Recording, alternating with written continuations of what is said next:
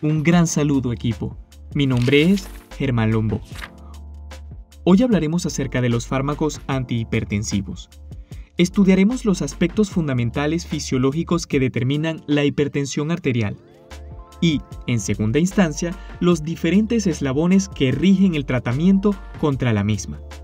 Ahora, si bien, sin nada más que acotar, comencemos.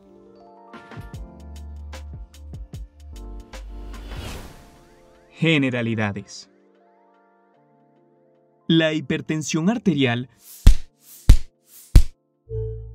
representa uno de los principales factores de riesgo para las enfermedades cardiovasculares, siendo estas la principal causa de muerte en los países desarrollados.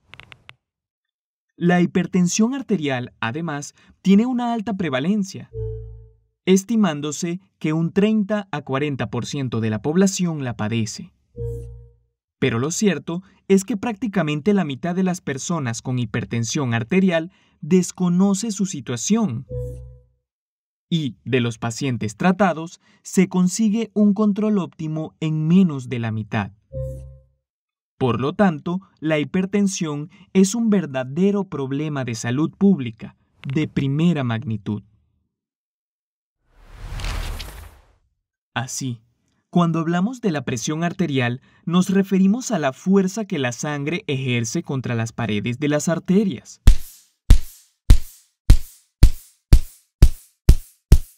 Y esta presión arterial estará determinada por dos elementos fundamentales. Número 1, el gasto cardíaco,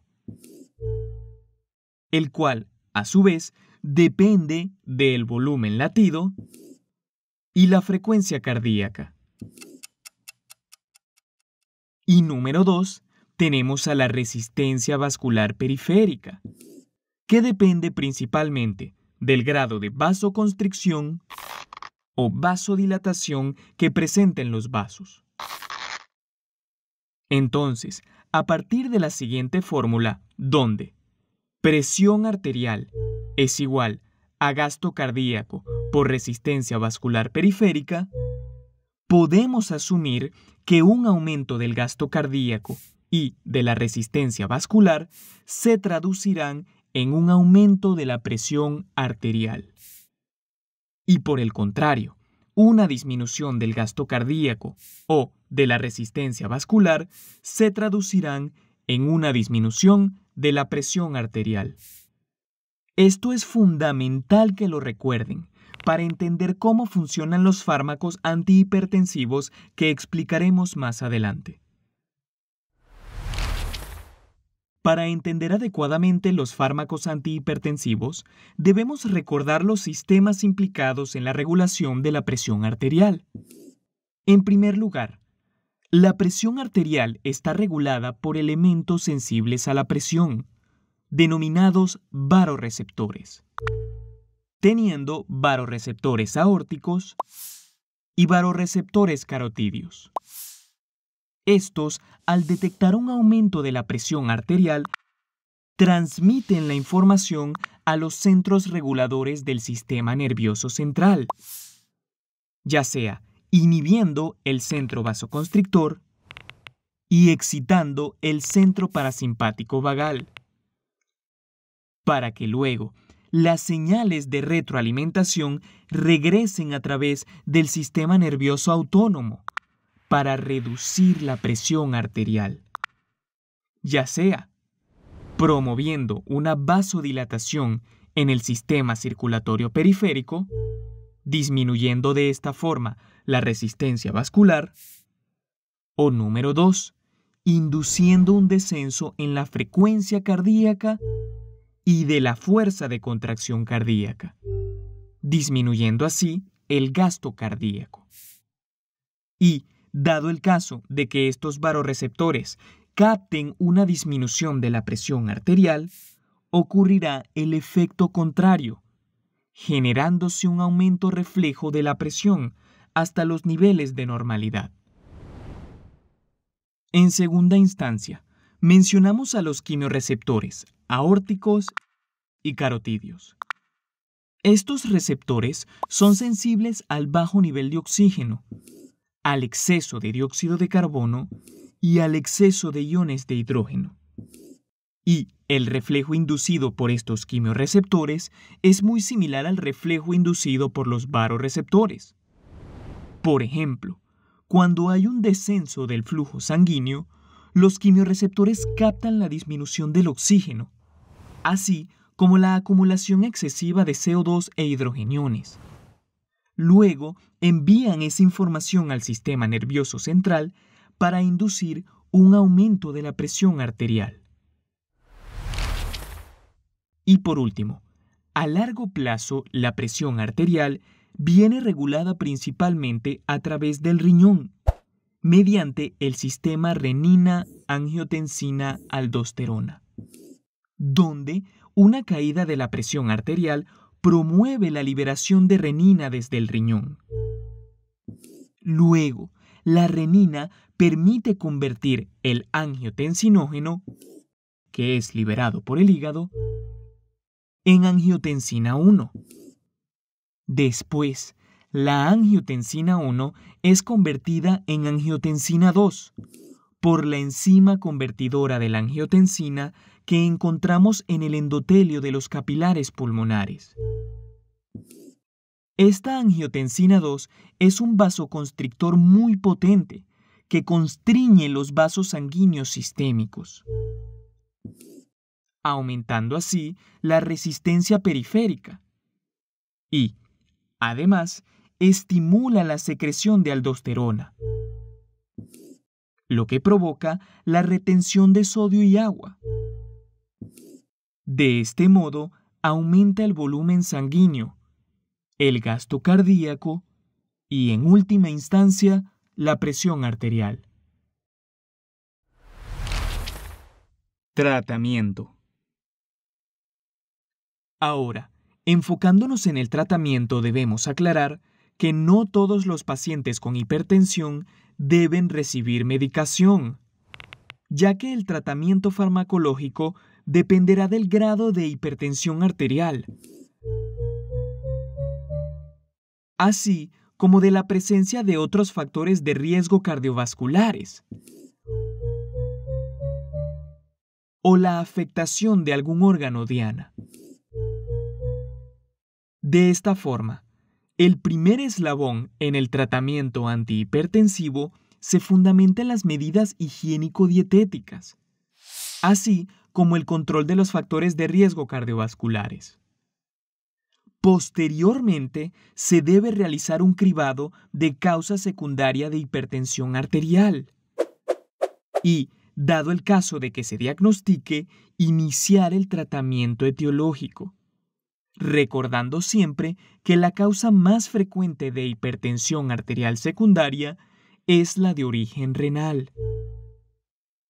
Y luego, en el tercer eslabón, tenemos el tratamiento farmacológico, el cual se debe basar en función al riesgo cardiovascular global del paciente, donde el inicio del tratamiento farmacológico tiende a ser agresivo en los pacientes con varios factores de riesgo cardiovasculares, diabetes o afectación orgánica.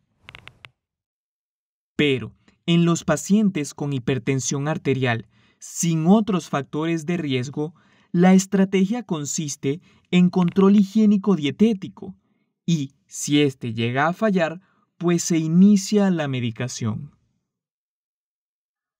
Así pues, tenemos 4 grupos farmacológicos que representan la primera línea de tratamiento: los diuréticos tiazídicos, los calcioantagonistas, los IECA o ARA y los beta bloqueantes.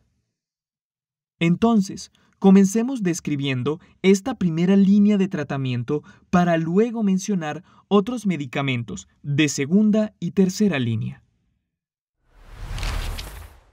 Diuréticos tiazídicos. Los diuréticos tiazídicos inhiben la reabsorción de sodio y cloruros en la primera mitad del túbulo contorneado distal.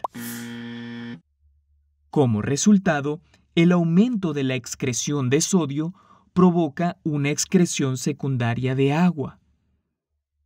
Esto provoca una disminución inicial del volumen intravascular, lo que reduce el gasto cardíaco y, recordando nuestra fórmula, en última instancia se reduce la presión arterial. Sin embargo, los efectos a largo plazo sobre el volumen sanguíneo son mínimos y se cree que los efectos antihipertensivos sostenidos son producidos por la capacidad que tienen las tiazidas para inducir vasodilatación. Entre los diuréticos tiazídicos tenemos la hidroclorotiazida, la clortalidona, la indapamida, la xipamida y la alticida.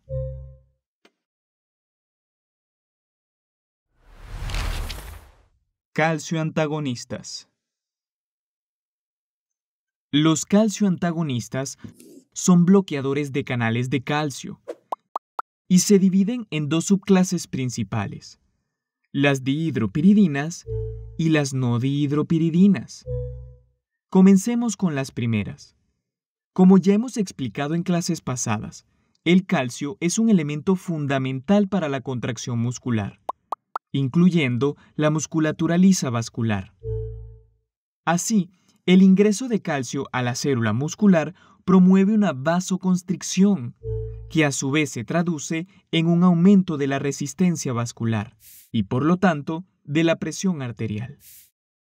De esta forma, las dihidropiridinas inhiben selectivamente los canales de calcio en el músculo liso vascular, evitando esta vasoconstricción y disminuyendo así la resistencia vascular periférica y la presión arterial. Ejemplos de fármacos que pertenecen a este grupo son la amlodipina, la felodipina, la nicardipina y la nifedipina. Por otro lado, cuando hablamos de los fármacos no dihidropiridínicos, estos son inhibidores no selectivos de los canales de calcio tipo L. En otras palabras, no solo son capaces de bloquear los canales en el músculo liso vascular, sino también canales de calcio en las células cardíacas, lo que lleva a reducir la contractilidad miocárdica y la frecuencia cardíaca, disminuyendo así el gasto cardíaco y la presión arterial. En la actualidad, solo hay dos fármacos que pertenecen a este grupo, el diltiazem y el verapamilo, y poseen una mayor relevancia como fármacos antiarrítmicos del grupo 4. IECAS y ARA2. Ahora, pasemos a otros grupos de agentes antihipertensivos, que son los agentes que actúan sobre el sistema renina, angiotensina, aldosterona. Tenemos dos grupos fundamentales, que son los IECA, inhibidores de la enzima convertidora de la angiotensina, y los ARA2, que son los antagonistas del receptor de angiotensina 2. Comencemos explicando el primero. Como su nombre indica, estos fármacos inhiben la enzima convertidora de la angiotensina, ubicada a nivel del endotelio de los capilares pulmonares, interfiriendo de esta forma en la conversión de angiotensina 1 en angiotensina 2, que, como habíamos mencionado anteriormente, es un potente vasoconstrictor y estimulante de la secreción de aldosterona. Pero, además de reducir los niveles de angiotensina 2, también pueden elevar los niveles de bradiquinina, siendo la bradiquinina un péptido promotor de la vasodilatación, lo que a su vez disminuye la resistencia vascular, con una consecuente disminución de la presión arterial. El ejemplo de los medicamentos que pertenecen a esta clase son los que terminan en pril, como el benacepril, el captopril, enalapril lisinopril, quinapril y ramipril. Y en otra dimensión, el otro grupo de fármacos que influyen sobre este importante sistema renina-angiotensina-aldosterona corresponden a los previamente mencionados ARA2, antagonistas del receptor de la angiotensina 2. Como su nombre indica, estos ocupan e inhiben los receptores de angiotensina 2, que son los receptores AT1, siendo estos los responsables de los efectos de la angiotensina 2, incluida la vasoconstricción y la estimulación de la liberación de aldosterona. Los fármacos que pertenecen a esta clase son, por ejemplo, el candesartán, el irbesartán, el losartán, olmesartán y valsartán. En consecuencia, los agentes que actúan sobre el sistema renina-angiotensina-aldosterona bloquean la producción de angiotensina 2, en el caso de los IECA, o bloquean su acción sobre los receptores AT1, en el caso de los ARA2. Y por supuesto, es muy importante recordar que los ARA2 y los IECA no deben combinarse. Y por último, antes de pasar a los siguientes fármacos antihipertensivos, hagamos un entre paréntesis en el siguiente punto. En relación al sistema renina-angiotensina-aldosterona, podemos mencionar otro tipo de medicamentos, como el alisquirén, un fármaco que inhibe selectivamente a la renina, disminuyendo así la producción de angiotensina 1. Es decir, es un inhibidor directo de la renina. Pero este medicamento inhibidor de la renina está en desuso, no representa la primera línea de tratamiento y tiene un escaso beneficio en comparación a los IECA y los ARA2. Beta bloqueantes.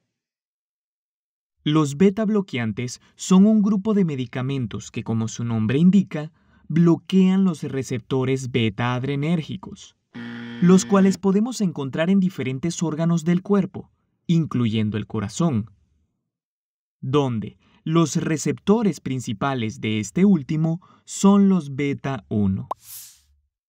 Estos receptores beta 1 se ven estimulados por la llegada de catecolaminas, como adrenalina o noradrenalina, desencadenando un aumento de la frecuencia cardíaca y la contractilidad miocárdica.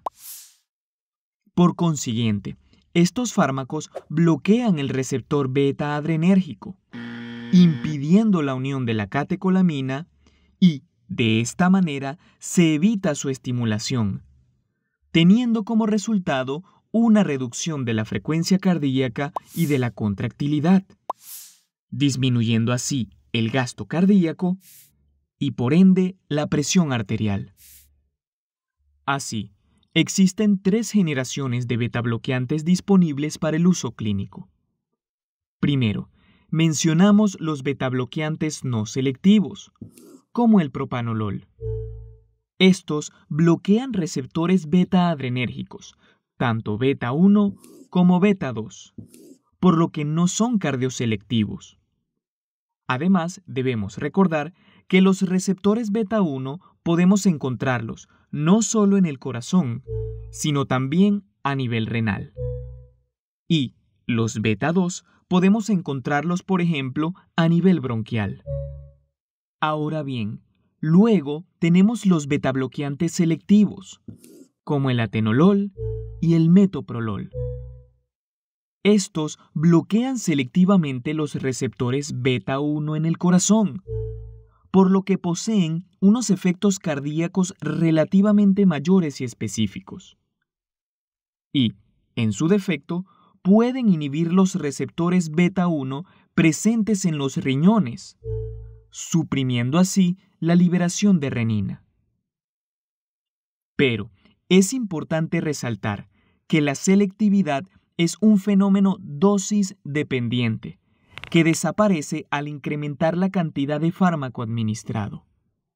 Y por último, algunos betabloqueantes, como el labetalol y el carvedilol, presentan propiedades vasodilatadoras directas, secundarias al bloqueo de los receptores alfa-1 adrenérgicos, disminuyendo la resistencia vascular periférica.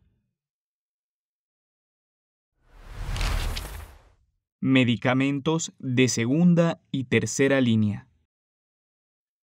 Como mencionamos al principio, existen otros grupos de medicamentos antihipertensivos de segunda y tercera línea, como lo pudieran ser los siguientes.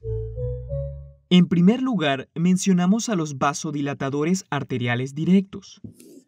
Estos medicamentos actúan relajando en forma directa el músculo liso arteriolar, reduciendo la resistencia periférica y la presión arterial. Pero también producen una taquicardia refleja significativa y la liberación de renina. Por ello, estos fármacos suelen administrarse en combinación con un diurético y un betabloqueante. Entre los vasodilatadores arteriales directos tenemos la hidralazina, el minoxidil y el nitroprusiato de sodio, siendo este el más potente y muy útil en las emergencias hipertensivas. Los bloqueadores de receptores alfa-adrenérgicos bloquean los receptores alfa-1 en el músculo liso vascular, que naturalmente promueven una vasoconstricción. Por ende, cuando se bloquean, disminuimos la resistencia vascular sistémica y por ende la presión arterial. En este grupo encontramos los siguientes medicamentos: fentolamina, fenoxibenzamina, prazosina y doxazosina. La siguiente clase de agentes antihipertensivos son los fármacos adrenérgicos de acción central. Estos actúan bloqueando la actividad simpática dentro del cerebro. Y ejemplos de fármacos que pertenecen a esta clase son la clonidina y la metildopa. Ambos estimulan los receptores alfa-2 presinápticos, proporcionando así una retroalimentación negativa para reducir la producción y liberación de catecolaminas. Esto conduce a la disminución de la resistencia vascular y del gasto cardíaco, y por ende, en última instancia, a la disminución de la presión arterial. Para el tratamiento de la hipertensión arterial, además de los diuréticos tiazídicos que se utilizan con mayor frecuencia, se pueden emplear diuréticos de asa y diuréticos ahorradores de potasio. En primer lugar, los diuréticos de asa, como la furosemida, torasemida o bumetanida. Estos inhiben la reabsorción de sodio, potasio y cloruros en la porción ascendente del asa de Henle, lo que conduce a una diuresis significativa. Y con menos volumen en el espacio vascular, menos sangre vuelve al corazón, por lo que el gasto cardíaco en última instancia disminuye. Esto a su vez conlleva una disminución de la presión arterial, especialmente en pacientes con hipertensión por volumen y enfermedad renal crónica. Y segundo, tenemos los diuréticos ahorradores de potasio, como el triamtereno y la espironolactona, que aumentan la diuresis, ya sea interfiriendo en el intercambio de sodio y potasio en los riñones o bloqueando la acción de la aldosterona. Los diuréticos ahorradores de potasio se utilizan a menudo en combinación con los diuréticos de asa y tiazidas para reducir la pérdida de potasio que puede producirse con el uso de estos fármacos. Y hasta aquí llega la clase de hoy. Si te gustó, no olvides compartirla con tus colegas, comentarnos tu experiencia y suscribirte para que sigamos aprendiendo en próximas ocasiones. ¡Hasta luego!